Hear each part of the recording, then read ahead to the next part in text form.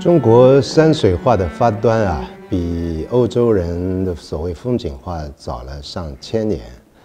隋的展子虔、唐的李思训、李昭道父子传世的个人只有一件作品，精美绝伦。我每次到台北故宫啊，都要去看李思训的《江山楼阁图》。虽然也可能是后人临摹的，但目前说就那么一张。他还画过另外一幅画，是以大孤山、小孤山做题材。苏东坡呢，曾经拿了李思训的画做过一首词啊，我年轻时候还能背诵啊。那么现在只剩苏词啊，不剩李画了。唐以后，短短的5代，出了董源、巨然、金浩、关同。再过600年，董其昌落笔题款，动不动就拿这几个前辈讲道理。到了北宋的琉璃马下，山水画的气格越来越大，路数越来越多，但这都是常识啊，手机上一查就能查到。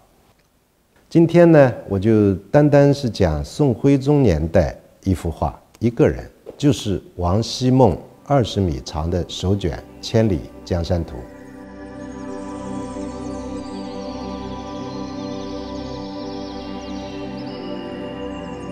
隋唐5代啊，宋元明清，许多大师都有专门的研究、专门的本子啊，但是我很少看见专门谈论王希孟的著作啊。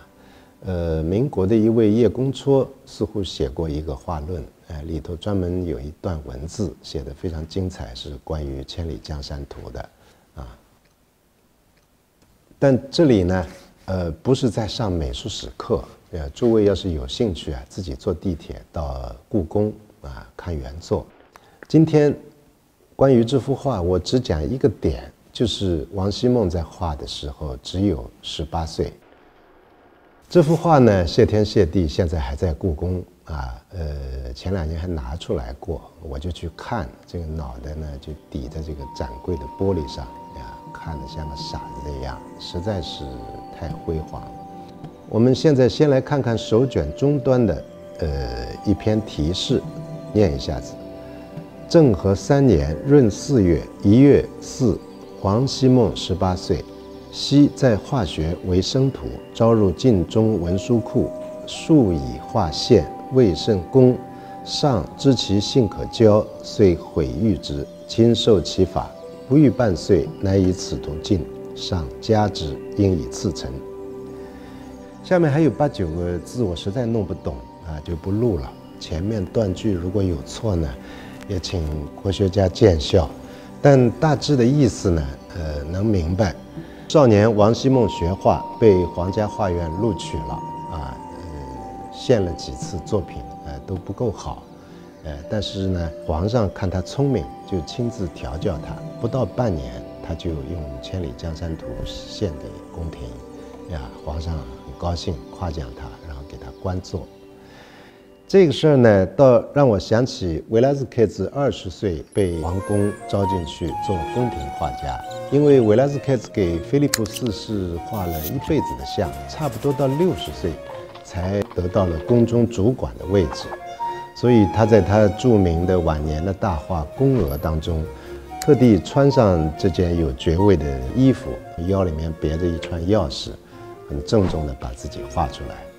维拉斯凯兹比王希孟差不多要小600多岁，他们俩要是遇到啊，倒是可以聊聊进宫的经历。维拉斯凯兹18岁时候画的画也是好的不得了啊，今后我们有机会或者可以谈到他的早期作品啊。18岁是什么概念呢？按照现代的惯例，就是成年了。啊，可以喝酒，可以抽烟，可以驾车，啊，可以自个儿住出去。所以，当我们说起18岁啊，这个意思就是说你还小啊。我现在看到80后、90后的20郎当的这个男女青年，我就随口就叫他们孩子，但我知道这个称呼是有问题的啊。为什么呢？因为我看了一本这个西方人写的书，都蛮有意思，就是童年的消失。我才知道这个整个古代啊，这个成年人和孩子的关系，不是像今天这样。今天呢，我们在一切领域是划定成人和儿童的一个区分还有很多。然后在农村，有些孩子叫父亲就直接叫名字那在美国就更普遍。美国那州有些孩子他不叫爸爸，就直接叫他 Peter， 这 George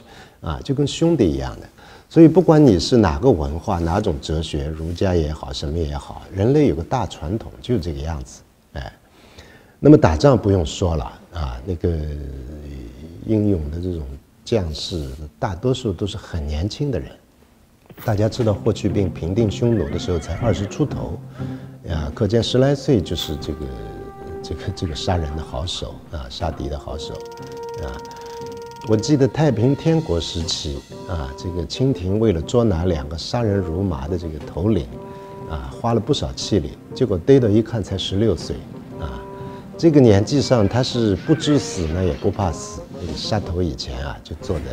地上这个谈笑吃喝那么古代当然没有今天这样的大学、中学、小学可是很多孩子到12、13岁他会学一门手艺，其中优异的人15、16岁就独当一面，他就出来接活了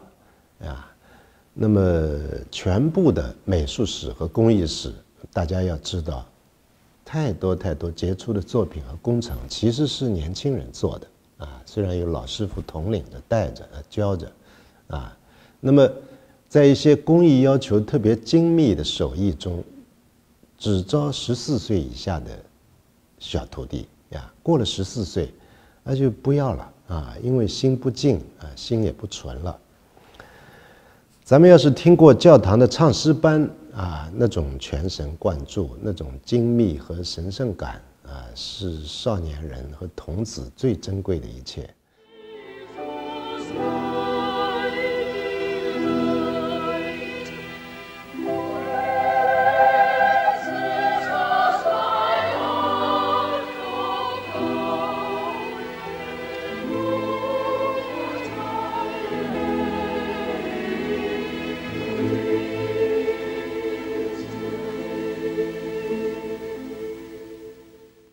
过了18岁，孩子就转向智力等于花开过，他要去结果子去了。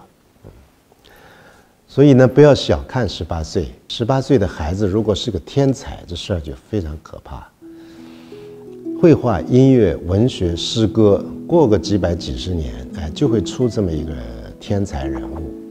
法国的兰波19岁他就不写诗了，那像莫扎特、圣桑，身体还没发育，他已经开始作曲。米开朗基罗雕刻圣母和耶稣的时候23岁，雕刻大卫的时候26岁。德拉克洛瓦23岁画但丁小舟皮卡索最迷人的玫瑰色时期也就是20岁上下可你要是看他们10来岁时候画的画，都本事已经很大了那么今天在各个学院里面，一个18岁的青年顶多是附中的学生，他根本看不起自己也没有人注意他们。可你要是比王希孟人家真是自信。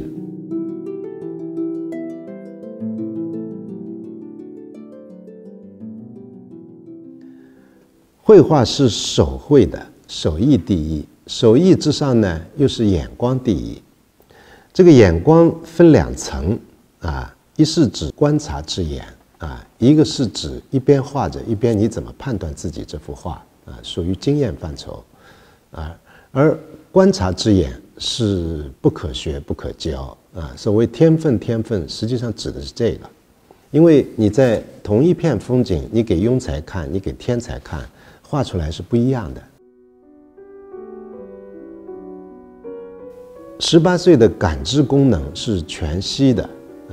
好比崭新的电脑下载功能、搜索功能反应功能，那是一流他长成一个少年看世界，那简直浑身都是摄像头年轻的新手画画兴致勃然他只要有了技巧，差不多一半是在逞能，一半实在是因为他太年轻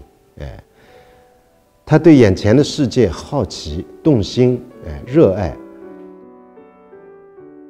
你整体的看隋唐的绘画，加上东晋顾恺之画的山水画，是中国山水画的胚胎和萌芽，是童年期。早期文艺复兴的意思就非常像隋唐的画，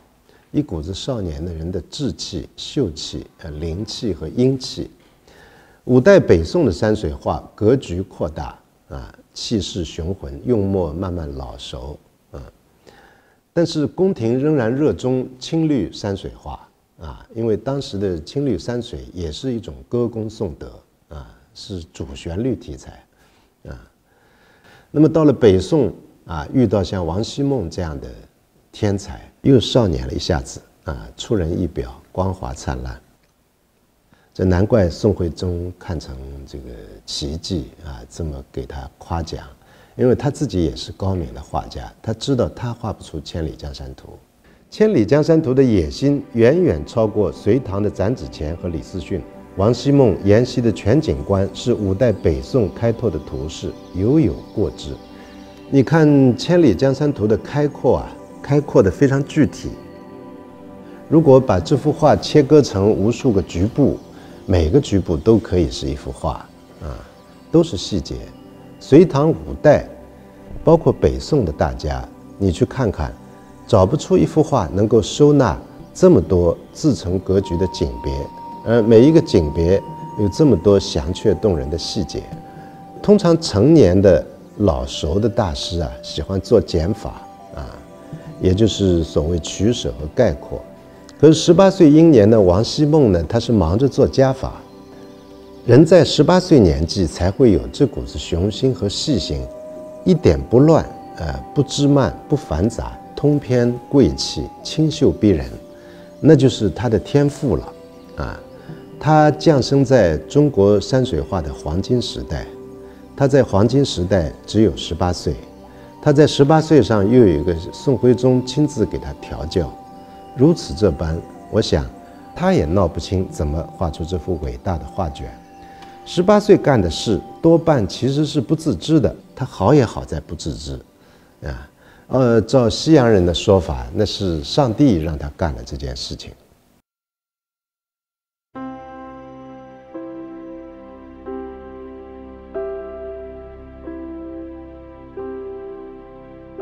和王希孟同属皇家画院的张择端画了著名的《清明上河图》，5米多长。不及《千里江山图》的一半，《清明上河图》是世俗繁华的史诗，《千里江山图》呢，那就是锦绣河山的颂唱。这两件伟大的作品成于北宋末年，看不出亡国之兆。不久，金人入侵，就把宋徽宗和宫廷数千人就掳到东北去了。不晓得那个时候王希孟是不是活着？他存世的作品就这么一件，真迹无疑。元代王承鹏又有《江山揽胜图》，前几年出现在北京的拍卖行，好几百人物，也是本事非常大，可是论画品、论气格，到底远不及《千里江山图》。